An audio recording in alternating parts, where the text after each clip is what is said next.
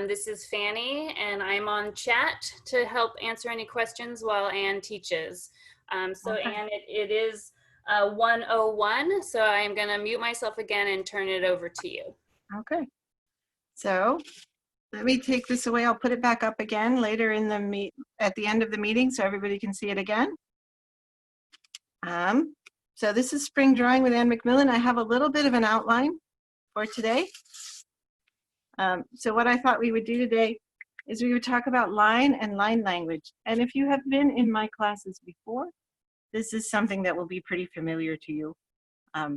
If you haven't talked with me before or you haven't done much drawing before, this might be sort of new stuff. Essentially, line language is fun. I love this stuff. And we're going to cover sort of 3 topics. We're going to talk about gesture lines and contour lines.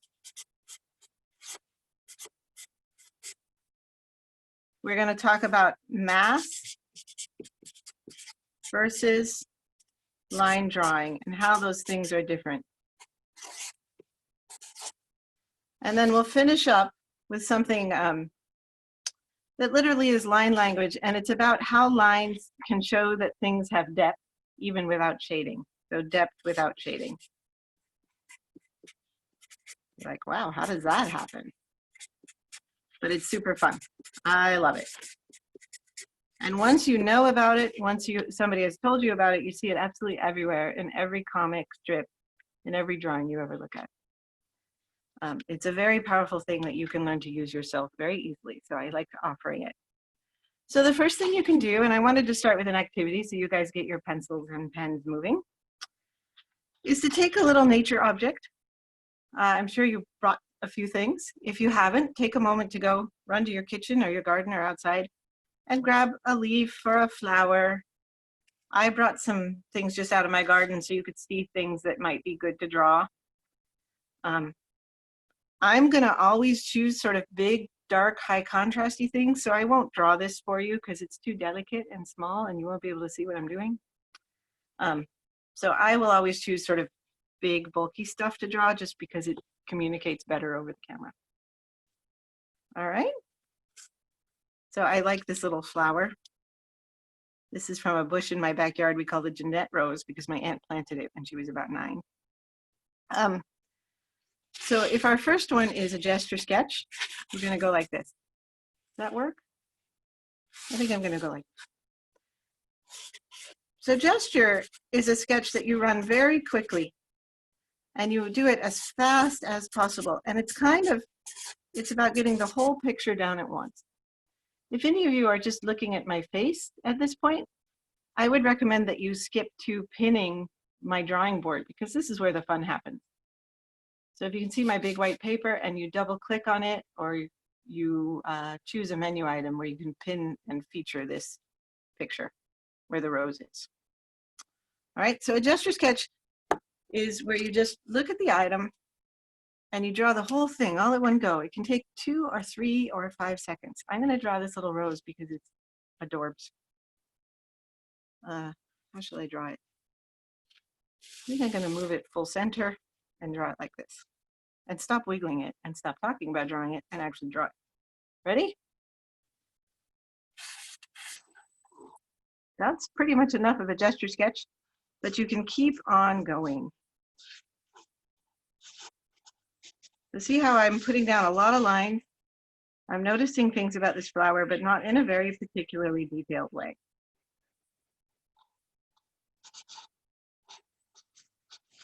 Just sort of how big it is and how things relate to one another.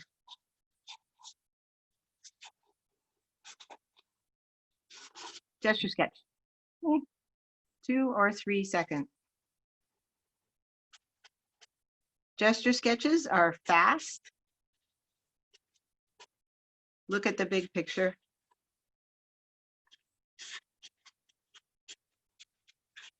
And don't pick up your pencil.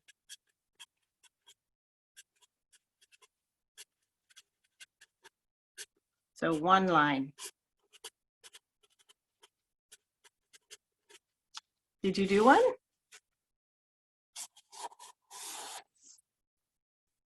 So contour is sort of the opposite idea. And it's kind of nice when you're sort of thinking about doing a finished drawing or a drawing that will take you a long time, that you're going to invest a lot of work in, to do both of these as sort of opening exercises to get to know your subject really well. So now we are looking at slow. This is sort of the opposite. There are a couple of different ways to blind contour. Sort of the alpha way, the omega way even, is to do it without, is called blind contour. I love this way. It's very mindful. It's very sort of a deep way of looking. So contour sketching, you want to look at the detail. And contour literally is, we're talking about edges here. So here we're talking about the entire picture, how the whole thing looks. Here we're talking about the edges of things. So we're looking at small details, even tiny details. Let me do a little bit of one. This takes longer, so I'm just going to demonstrate a little part of a contour drawing of this little flower. You guys ready? This is very quiet, and if you get bored with watching, you can start your own. Usually I just start somewhere. Contour drawings are a little bit less obsessed with proportion. Gesture drawings are about getting the big idea down. And often I think about being a little tiny insect crawling around on something. I'm not doing this blind, so the proportions are going to come out better than if I did a blind drawing. But I'm looking at it and sort of trying to get it all in proportion as well. Something you'll notice is I don't pick up my pen very often. I just move on to the next part. I actually think sort of the continuity of line is important to the process. I love this little sort of bracky thing that comes out of the stem here. So I had a misspent youth as a biologist. So you're going to, in my classes, you're going to hear words like bract. That means a leaf-like structure subtending a leaf. Sorry. There's a little bit of geekiness to this. I'm going to go up to the rose, and there's a little spot there. And the rose has a few sort of encasing petals that were closing up the bud when it was open. And then I'll sort of crawl around looking at what the petals look like. So look how much more detailed this is. It's obsessed with edges of things and how the shapes all fit together in sort of this beautiful puzzle piece, out of which you get the rose shape. So there's a little sample contour drawing.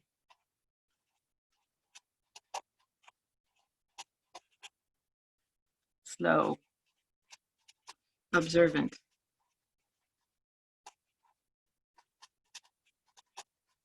Tiny details.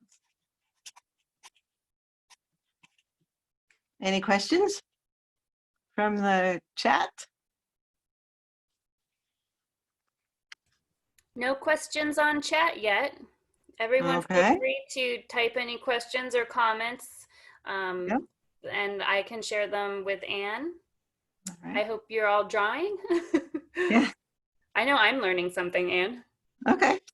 Oh, a couple comments came in. It's all going well and enjoying this. Can only do some parts. Of Maybe. course. Yeah. Of course you can.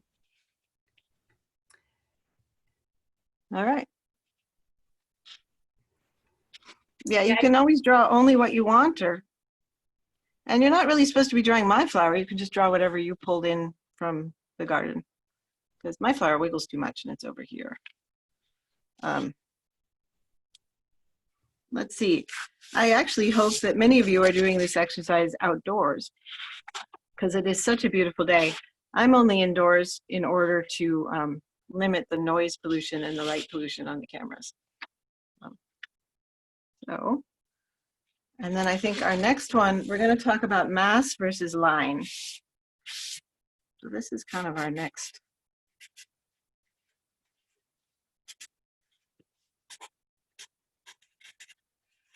So this lesson today is about line drawing, but I wanted to tell you what the difference is between mass and line, because it's kind of an important moment in your drawing life to learn the difference. And for this, I think I'm going to use a really soft pencil. You can also use a number 2, but I want you to be able to see it. So this is kind of a conceptual idea. So I'm not really going to draw an item that I have on my table. So you could draw an orange or an apple for this, but I'm going to kind of imagine something inside my head. So here's a line drawing of a little apple.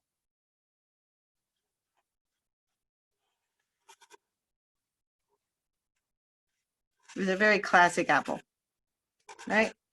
Very standard little apple. It's got a shiny spot. Got a little worm that lives over here.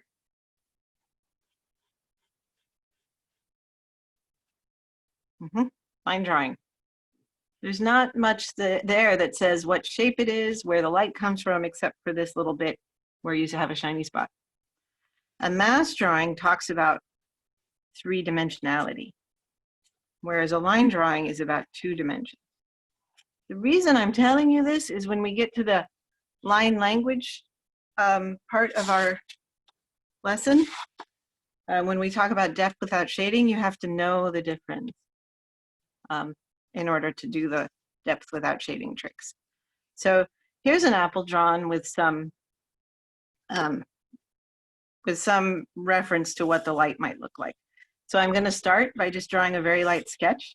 I often have to do this when I imagine light because it's hard for me to leave the light lines blank, which is kind of what's required.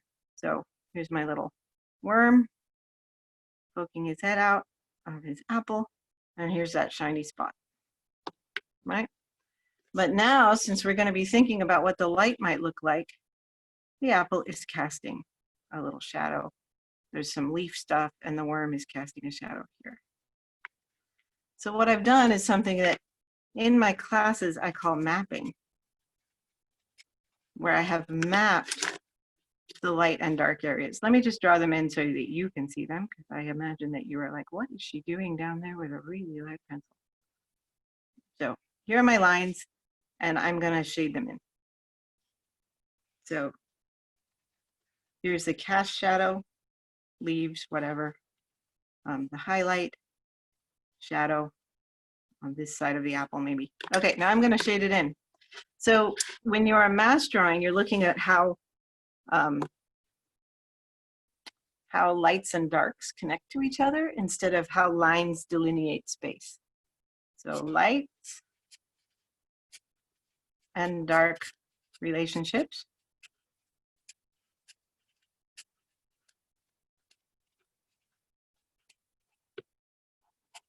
versus lines define space. So we have 2 different systems. So now I'm going to shade in my cute little apple. I'd say the worm is probably casting a little shadow, and he probably has a little shadow of his own. And the apple has a body shadow. That's what makes it look round.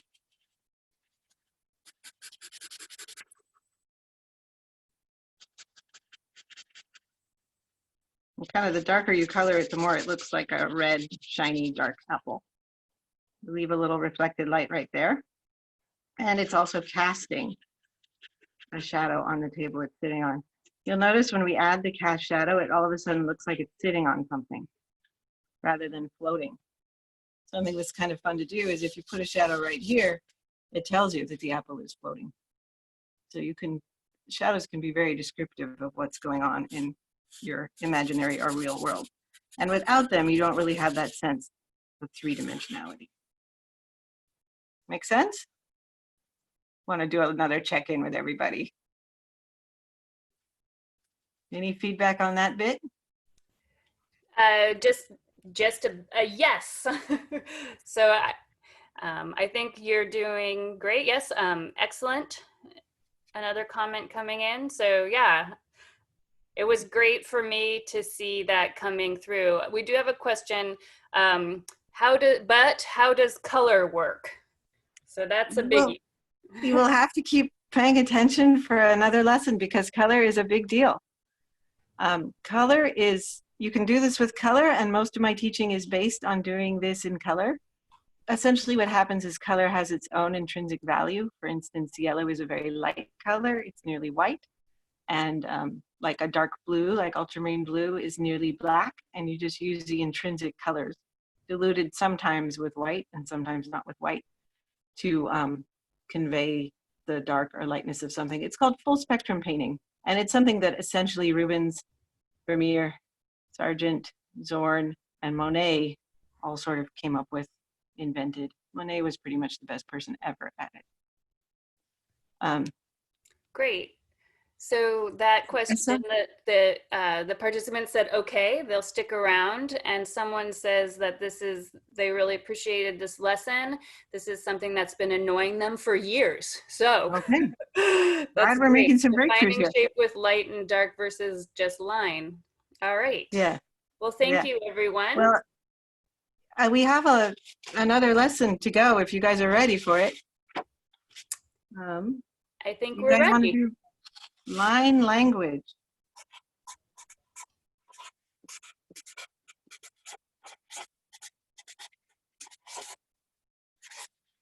Love this stuff.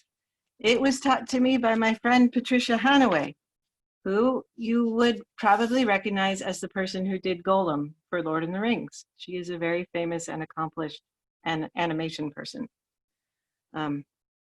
I rehearsed this bit because it takes a little rehearsal. So let me bring out my rehearsal page. I have a little cheat sheet right here. But I'm just going to draw it for you again because watching it be drawn is part of the importance of it. So this is so useful when you're drawing things like this and like this. And so what I'm going to do is teach you the line language with the cheat sheet. And then we're going to switch it over into the real world. You guys ready? Here we go. We're going to say this is the top. Okay, pen just died. This is the bottom.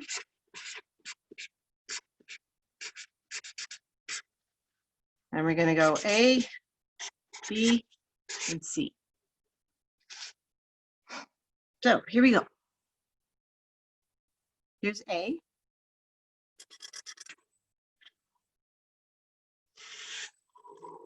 See?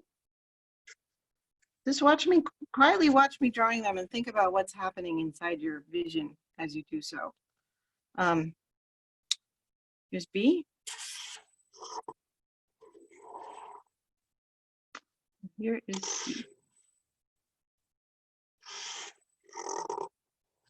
Okay, is the top or the bottom in front? You can just type your answer.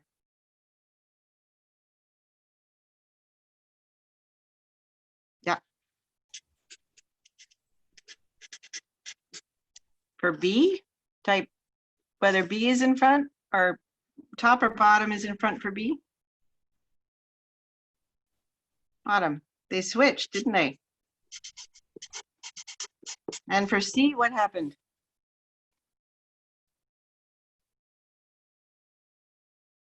Good. It's a twist. You could even draw the rest of the twist if you want. It's like a donut that somebody twisted up when they were baking. Something like that. So the question is, why? It's a really interesting little tiny exercise. I call this exercise lines in front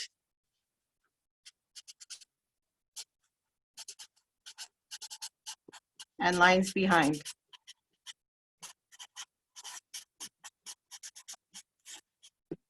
So this one that's in front, and that's because this line right here ends here. And notice there's a little gap. I'm going to draw it with, there's a gap. Notice the gap. Mind the gap. The gap is important. It gives you a little breathing space. Look what happens when I close it. All of a sudden, this shape and this shape are much closer together. So this is what I mean by the line can have a language that tells you a lot about whether something is in front or behind. It's super useful. Yeah, this one is twisted sister, intertwined, middle, kind of diagonal. They seem collected. When you close the gap, they do seem to be connecting. So like if I connect all these things, you kind of, here you kind of get a, sorry, I goofed. You kind of get a Mobius strip or a loop. Indeed, if I made this line right here, Mobius strip. So if you close the gaps, you flatten the form. And if you widen the gaps, you make it even more open, and you make the thing behind look farther away. I can make a few more sketches on another piece of paper, which will probably be better. But something I wanted to also show you about Latin language is there's another way to make things appear in front or behind, and that's with bold or skinny lines. And can I interrupt you? Just Yeah. one last question about why when you close the gap, does it affect the depth? It's essentially a trick of atmospheric perspective, which seems like a geeky answer to a simple question. We need a little breathing space. And if I show this to you on another piece of paper, it might be easier for you to see. So lines in front, lines behind, depth without shading. Here we go again. Let me draw a few more drawings to make it more clear.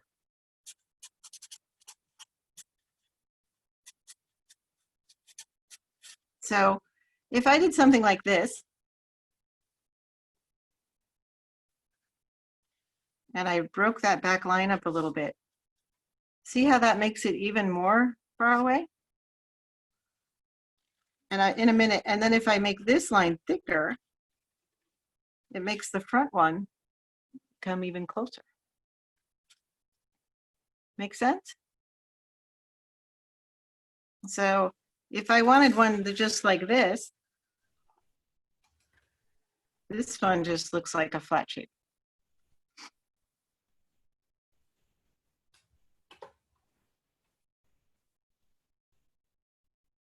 When you have the gap, why does it?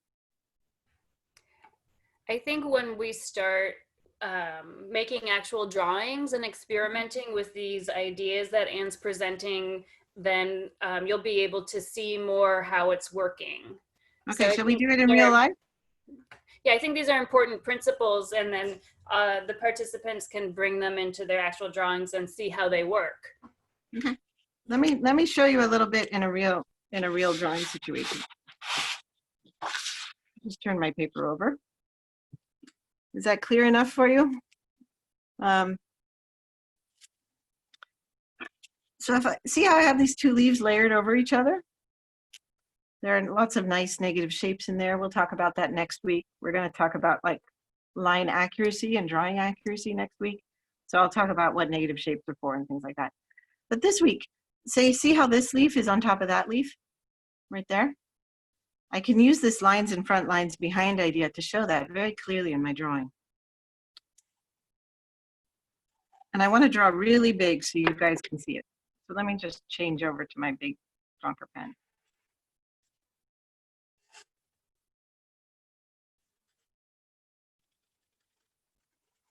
So I'm going to draw with a solid line, the leaf that is in front.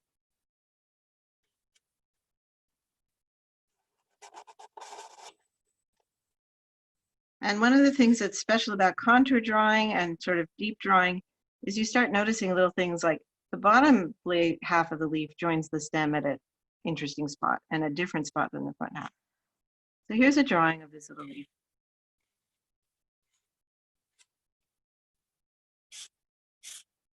This is the part of the video I would speed up if I was making it for YouTube. And then I leave a little space there. And I leave a little space here.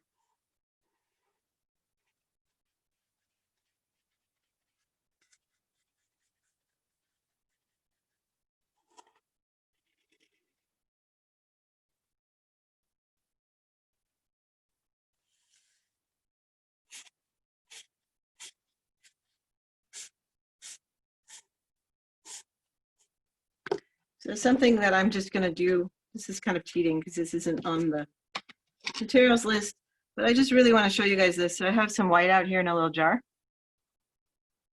Just show you how much it helps to have that space. It helps a lot. It really does. Likewise here, if you wanted to open that up a little bit, could do that there too.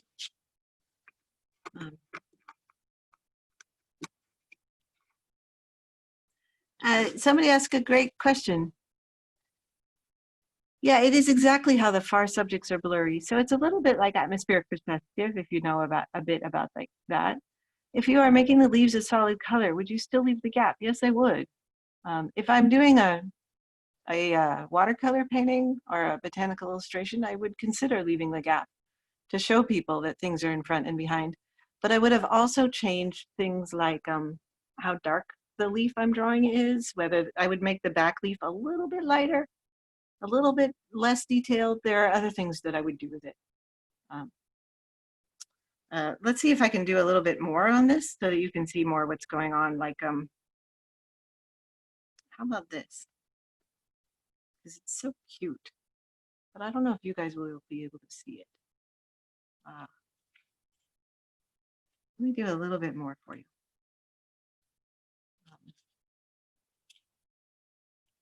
So this is kind of neat. Here, I'll show you guys this one. So down here, I'm gonna draw right around like this area. So you know where I'm looking. So see how this front leaf lays over the stem? That's very particular to this kind of a rose. So it's sort of a nice thing to draw. I'm gonna draw it right here. So I draw the thing in front first, and ordinarily I would have done a little gesture sketch in pencil, just so that I know where I am, and then essentially done a contour sketch on top. And what I'm doing right now is just jumping forward into contour sketching because I'm demonstrating and I don't want you guys to fall asleep on the phone. So then I leave a little gap there. True pen stylists, true like crow quill pen artists will make that gap be very artistic. They'll shape it with their pen, which I think is really sweet. I love that stuff.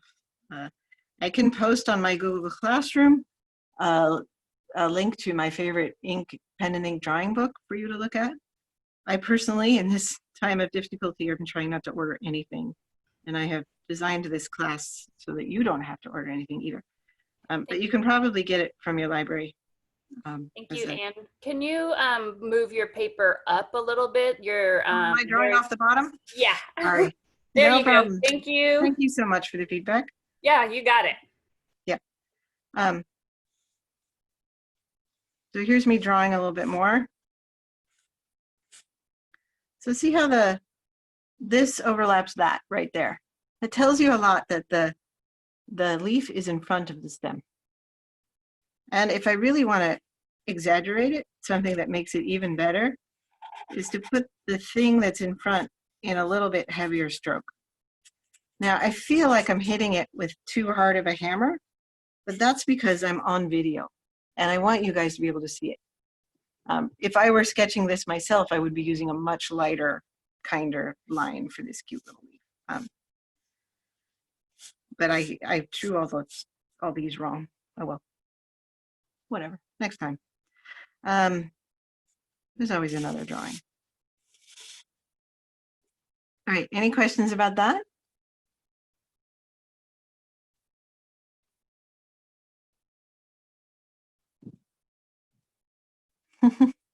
Terrific. Wait, I saw a chat appear a little bit. If you were to draw without outlines, would you lighten the, yeah, we saw that one.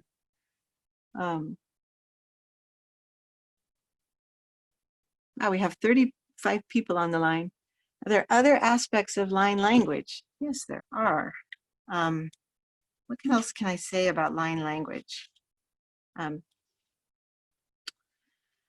Pen and ink techniques are sort of not something I really prepared here. But the idea that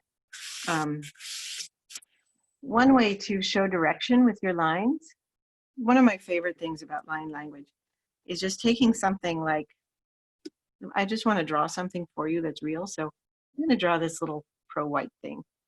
Can you see it if I put it there? So it's just a little jar. But one of the great things about line language is once you are shading, when you draw something, the direction you choose for the lines is really important. So if you wanted to show that the light comes from that side, you would use line language to show that you would help use the line language to show the shape of the jar, which is a little bit different from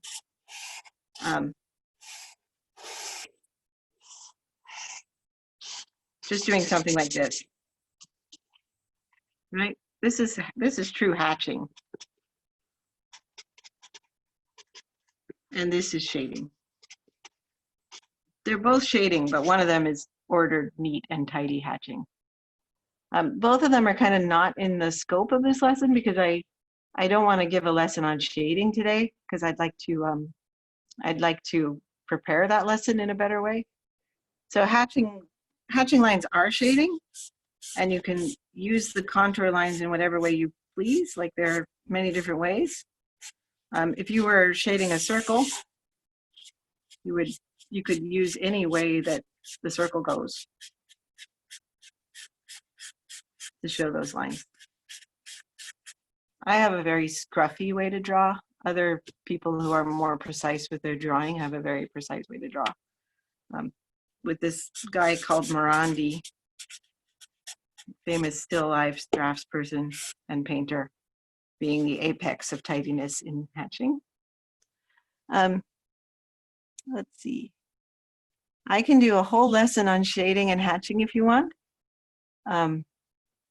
But I wondered if you guys wanted to together make a sort of finished drawing using the techniques that we have put together for this afternoon. Okay, let's get another piece of paper. So does everybody have something to draw rather than just sort of conceptually playing around with paper and ideas? Let me get a piece of paper from over here. Another piece of paper. And maybe I'll skip back to my Adorbs little rose. And I'm going to draw it. One of the things that you should do is you set out, and I think I may touch on this next week in next week's class when I talk about accuracy in drawing. And it's like interrupting. Can you give the students a minute to grab something to draw? Okay. Yeah. Give everybody and the computer a rest.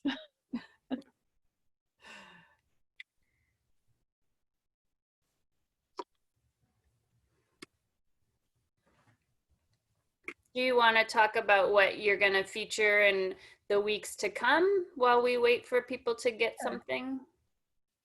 So I wrote up a little thing for next week. Next week, 4 ways to draw with accuracy. Make sure it's there. So how to size your drawings and plan ahead and just decide what magnification you're going to draw at and how to place it on your paper. And then how to put down a gesture sketch that you can remove later if you want. How to use angle drawing to make things quite accurate without a lot of measurement. And then how to use negative shape to check your proportions. It all sounds a little bit like Brussels sprouts and broccoli, but it doesn't take long to learn a lot that makes your drawing more accurate.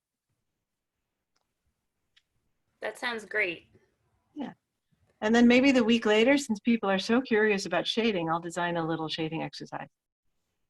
Awesome. Yeah. Someone asked how many weeks. There'll be 4 weeks to start. This is a pilot program, and so we're just trying to figure out how we're going to offer opportunities for learning and for art making during the Art Center closure. So stay tuned for more opportunities and more classes from Anne, but this is the first of 4 weeks. All right, Anne, back to you. I think everyone should have what they need now. Okay, so what I have on my desk just for fun is I want this to have a little bit of fun color. I'm not gonna finesse the color or mix the color or do anything fancy with the color. I'm essentially gonna make a coloring book page and then color it in because that's fun.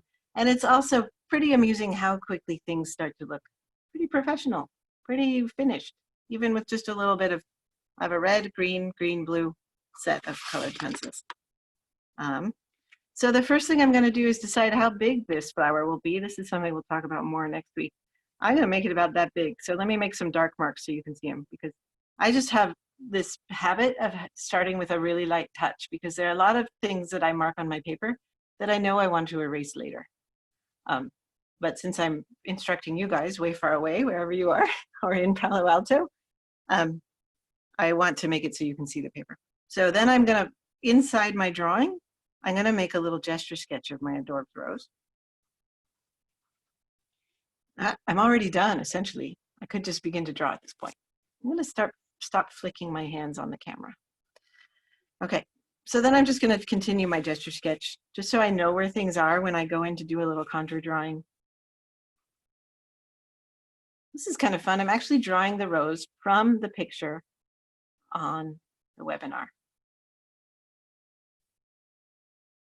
That way my drawing might turn out looking like yours if you want to use that, but I would really love it if you just had something of your own to draw. And then you could share it with me on my Google Classroom or tag me on Instagram or whatever you want. And I noticed that this rose is kind of flat. So if I were drawing a shaded drawing, I would also mark things like, oh, it's casting a beautiful shadow. But we're not doing shaded drawing, so I'm not annotating any shadowy things.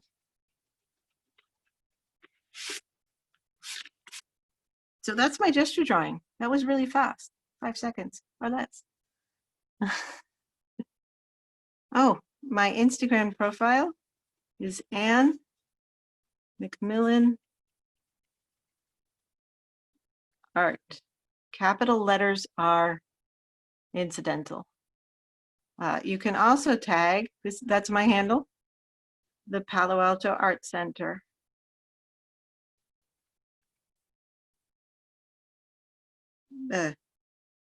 Sorry. Any of you know how hard it is to draw and talk and write all at the same time?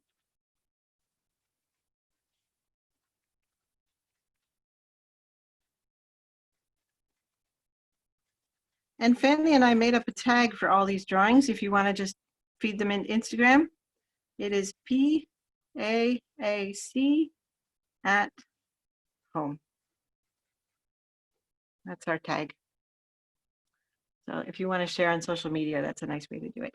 You can also do it too, if you joined late, you could do it to my Google Classroom at this. Here's the code. I think Fanny could probably copy the code into the texting.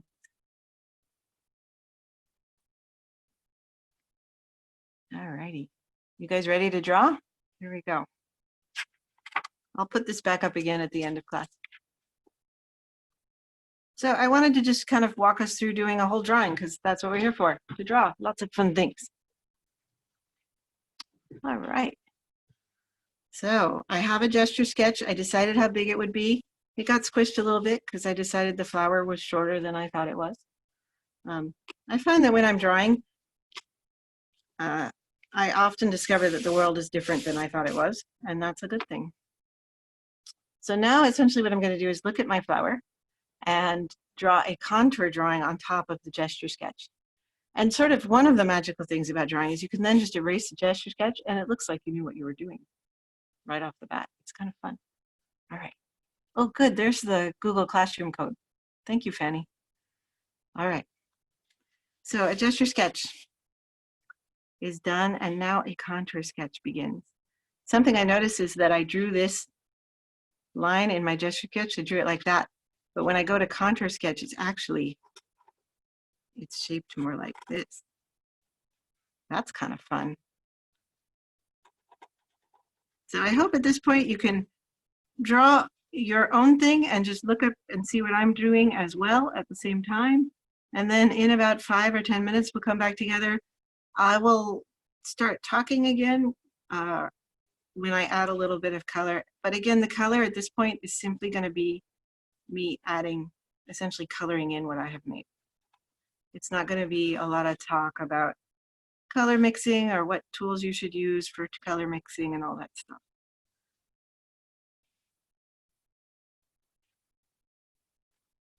So I'm essentially sort of doing a contour drawing and hanging it on the structure that I built with the gesture sketch.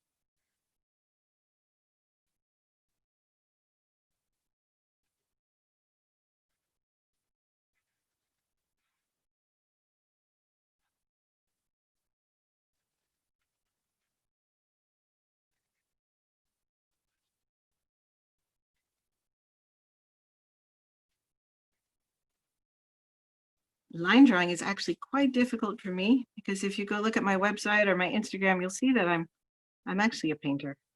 And I have to remind myself not to shade things in and not to color things.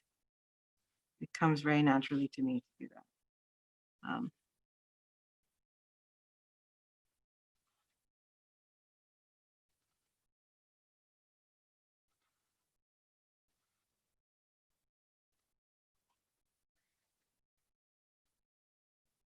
If you're not drawing, you've probably just discovered that watching somebody draw is actually fairly boring.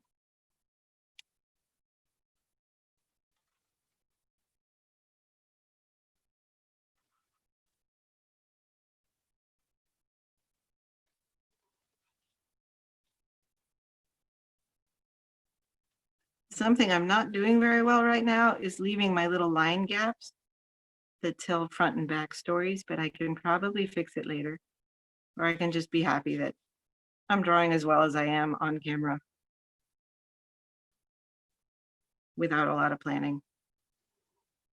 Usually the line gap tricks work better if you have done a careful pre-drawing, especially if you're working in pen and not pencil, because it takes a little bit of planning to get it right.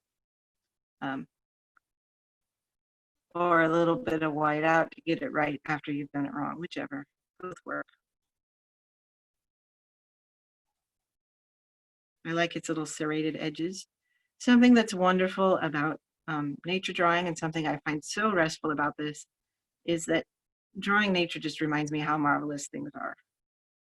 And I love looking at nature and finding things that I had never really noticed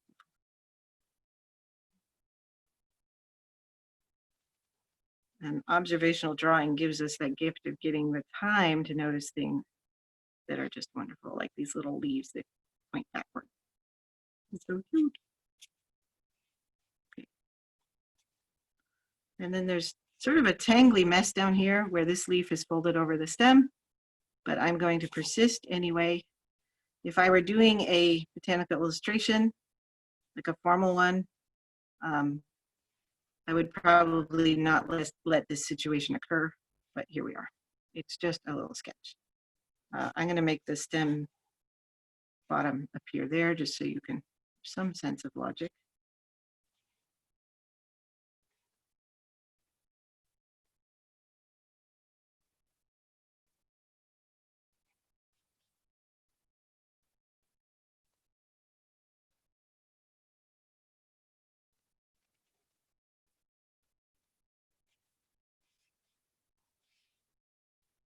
I think it's kind of fun to show that the lines have some veins, but something that's lovely about humans is that we like to fill in the blanks, and leaving the viewer to get to fill in some blanks actually makes the viewer feel good. So drawing every little detail all of the time doesn't actually help you or the viewer all that much. So here's sort of a little magic trick. My gesture sketch is still there, and it's kind of making things look messy. I'm looking at all your comments. Okay, here we go.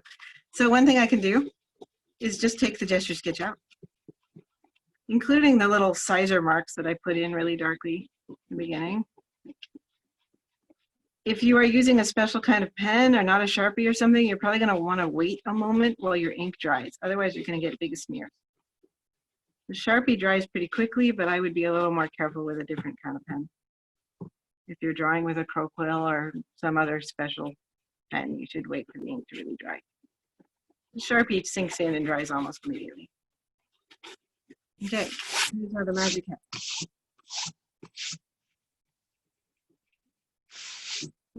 A lot of illustrators or draftspeople now live both in the digital and the analog world. So a digital illustrator or an illustrator who is working for a book or something like that would now scan the drawing and clean up all of its little mistakes. You can also clean up mistakes in real life.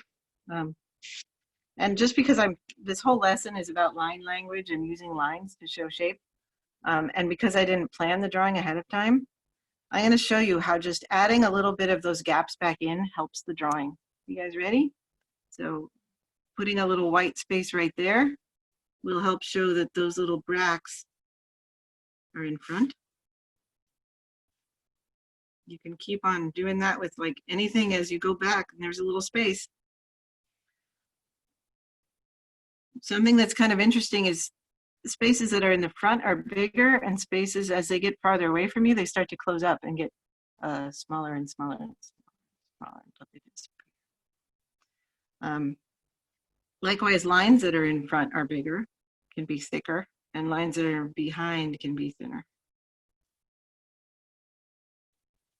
Let's see, other overlapping things. Oh, there's a good one. I like that one.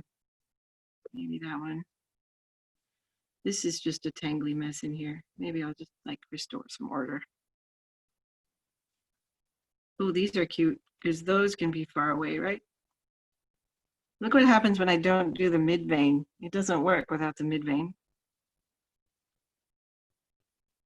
There we go. So all those little marks make that set of leaves appear farther away. The other thing that makes this is kind of interesting. These leaves appear farther away because they're less detail than this one, even though the only detail missing is these little side ribs. Same here. This one looks closer, that one farther away, just because I didn't put the detail on that one.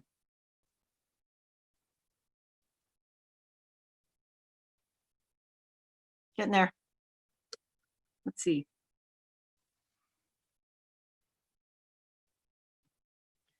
Does adjusting how many details included help foreground background? Yes, it does. And it's pretty much like atmospheric perspective dictates that things in the foreground will be sharp, clear, detailed, bold, high contrast, and things in the background will be fuzzy, pale, skinny, faded, neutral, soft, unfocused. All those things help you show depth in your drawings.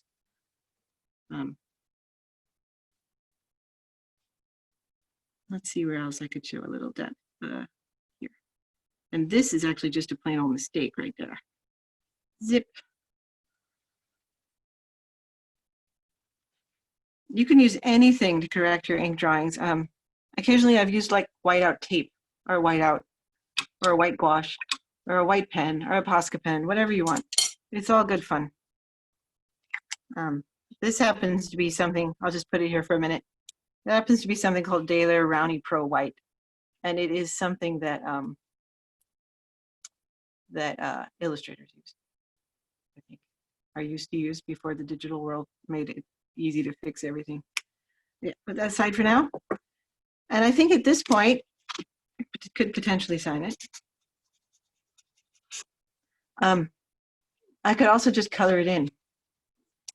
And again, the idea today is to just color things in, not to do a lot of color. But I think it's pretty sweet how just coloring something in, it just makes the drawing sort of sing.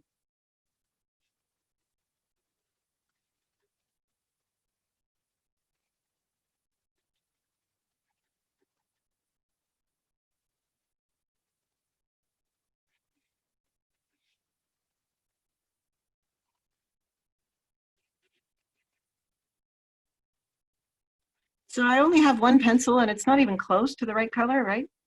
It's not pink, it's orange. But I'm drawing for the sake of drawing, and I don't really care that it's not super pink. Nobody knows once the flower is gone what color the rose was. So you can just be content with what you've got. Again, I'm trying to make the materials list really simple. Something that's kind of sweet is the stems. Like these stems are literally red. Especially the older ones. I'm going to put that in. How much would you indicate the fold over the petals? How much would you indicate in the line drawing? So I don't know what you I don't understand what you mean by the fold over the petals. I think perhaps the details in here, or like maybe the edges, very edges of the petals are crinkly. Yeah. Or there could be the fold in the layering of all of the petals. Yeah, maybe it's that. I think that I would just color it all in as one. And it's only when we start talking about shading and volume that you would get an effect where you have a sense of shape in the flower. Because essentially we've flattened the shape a great deal and we're trying to show the shape with just the line. And many, many honorable and wonderful drawings have done that very, very well. Much better than mine, but I think you'll start seeing it all as I just plain old color it in. It is essentially a coloring book page, so it's kind of fun to color it in. So, Anne, would you say that if you're just doing a contour line drawing that's somewhat inherently flat, two-dimensional, and it's not until we move into shading and coloring and value that we would use that to indicate the layers within the petals? Yeah, I mean, if you're looking for something that looks real, that has sort of a trompe l'oeil effect, that looks real, you probably will have to shade it. You also could spend 4 or 5 hours drawing this subject correctly with a very fine pen, and do a great job at it. So pens come in all sorts of widths. This is a 03. Let me write that bigger. It's an 03. And sort of the finer the pen, the better the detail. This is a 1. So these are what you call, let me put it down so you can see them. These are what you call Pigma Micron or Pigma graphic pens. They're something illustrators love. So this is a 1. Just make a little mark with it so you can see it. But essentially, the finer your pen, the more detail you can get. This is a 2, right? Just trying to make, I didn't mean to write 20, I just meant to make a mark. The 03 is probably the smallest I have at hand right now, but I also have something that is a 005, and it is tiny. It's for drawing postage stamps and things like that.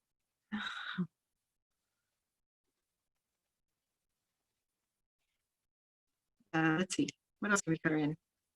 Something that's kind of neat that we can see here is that pertains to questions you guys have asked already, is this pen or this pencil happens to, oh, it's staffing. This pencil happens to be a little blue-green, and this one happens to be a little yellow-green. Yellow-green, blue-green. And even with that little tiny difference, we can show something in our fairly simple drawing. So if I put the yellow-green ones on the flowers that are in front, or on the leaves that are in front, you'll actually see a little bit of a distance change. See how much brighter this one is than that one? I can also just do it with pressure and make the ones behind be a little more faint.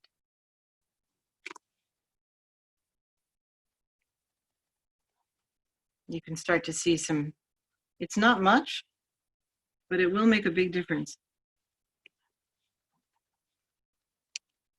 And I could even add some blue to the far away stuff to make it go even farther away.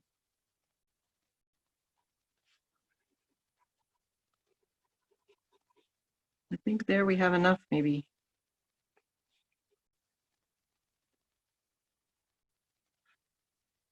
What do you guys think? Oh, a fold over of the petals. I understand what you're saying, finally. I'm sorry, a little slow on the uptake there. So like this one. Let me just draw it again for you. Let me find a fold over of a petal. Here, if you look right here, turn it to the light like that. Let's see, so if I draw this petal, it looks a bit like this.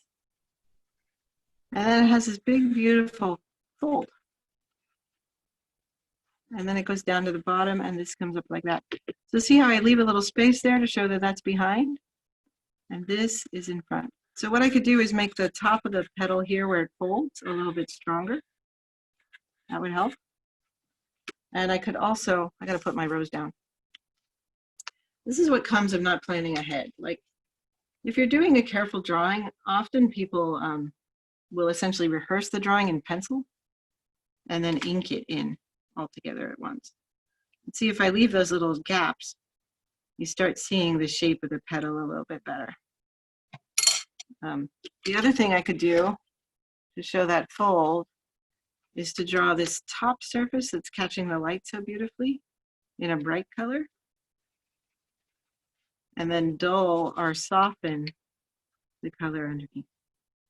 But this is also more of a shading question. I could even add a little blue to make it appear darker or shadowed to the viewer. That makes sense?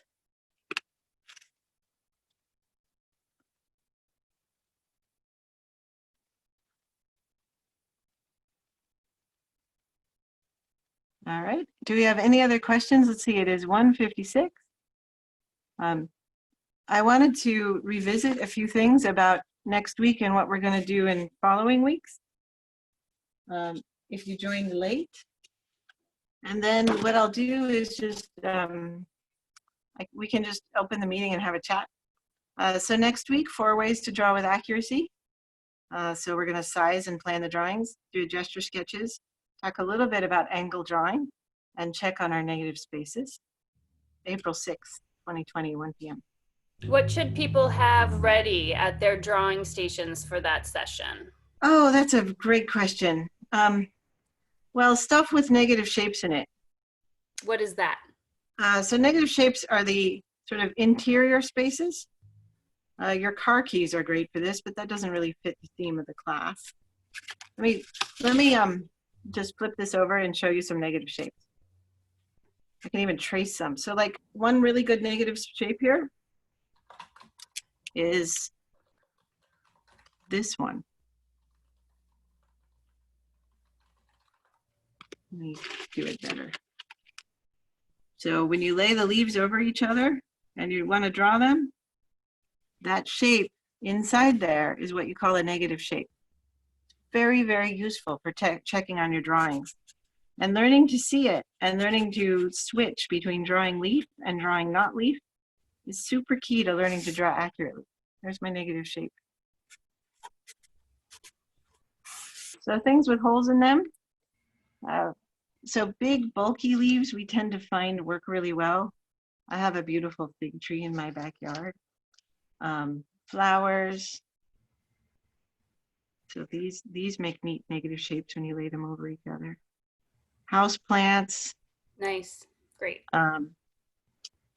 The other thing that we talk about with negative shapes is sort of tangential negative shapes. This is the idea that there's a negative shape there where this pen makes a tangent off these 2 leaves, and it looks kind of like that. It's this shape in here. So I created a negative shape by laying a tangent along it. So that's a tangent negative shape. So useful for everything.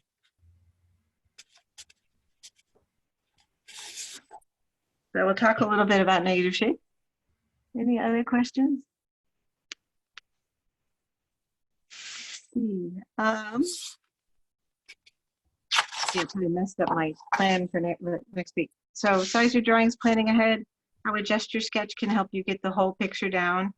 Angle drawing, which we're going to try, and then negative spaces. And that's next week, April 6th. Here's the class code again, and I will post everything I've drawn today on the classroom, so you can have a look at it at your leisure, essentially the lecture notes. Let's see, and then the week after, I can't remember what we said we would do. I would have to bounce away from my screen to see it. So well, you can look at the classroom, all of the what? We'll find out next week. Okay, and you can look at the Google Classroom for it. You can also post to Anne McMillan Art, to the Palo Alto Art Center, the Palo Alto Art Center at home. If you want feedback on your drawings, please post to my classroom, and I'll take a look and say some things. Let's see. I actually, when I look at this on the screen right here, oh, my camera's not catching up. When I look at the difference between this and this, I really see the distance. It's really neat. All right. Fanny, do you want to open it up for questions? I'm happy for you guys to stay online here and take questions. I think you as the host have to open up the questions. I'm not quite sure how to do that. I'm sorry. Okay, I'll try and do that. And I will also probably stop the recording just so we don't use up the cloud memory. Great. All Okay, right. I'll stay and see how this works. See if we can change the mode of the meeting. Yeah, I want to thank everyone for participating and joining us, and I hope that everyone's staying well, and everyone at the Art Center says hi. We can't wait to see you again. We miss you. Cool. All right, and so All right. Anne's going to try to make it so that you guys can add, can chat via audio. Is that what you're going to do? Well, I was just going to see if I could turn it all on. Okay, I good don't luck. know if I can, though. Let's see if I can turn on. I'm not sure I can. I think the webinar settings are too strict for that because it Yeah, doesn't give me the option. I think I would have to open a new meeting or something like that. yeah. Okay. All Maybe right. I'll start with Fanny and I, if you're still online, Fanny and I will talk about having office hours or something like that. And having that be an open meeting. Okay. Yeah, I really don't think I can open it up. Okay. I was All hoping. right. Well, maybe we'll sign off for this one, and this will be recorded and available at the paacf.org. I'm going to type that in right here. If you go to that website, which is the foundation, and hover over the events tab, you'll see Anne's class, and there'll be a link to the recording, and it'll be on YouTube. And you'll be able to access this and any other classes we've recorded so far during the closure.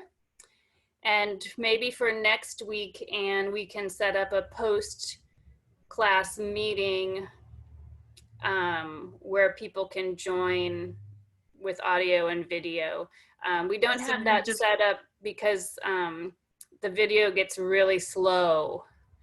So yeah, what we could do is send a post meeting and have like a 15-person sign up ahead of time. okay, we'll work on that. Okay, sounds good. Thank you all for joining me. This has been very fun. Thanks, Anne. Okay, I'll let the meeting wind down and then I'll close it. Just because it feels a little bit like hanging up the line. All right, I'll see you all next week here. Bring your friends. It seems like we can really scale it so we can serve a lot of people all at once. I can't get into the Google Classroom. Alexis Hamilton. If you're having trouble, you can email me at annmcmillan@gmail.com. And we'll settle it out.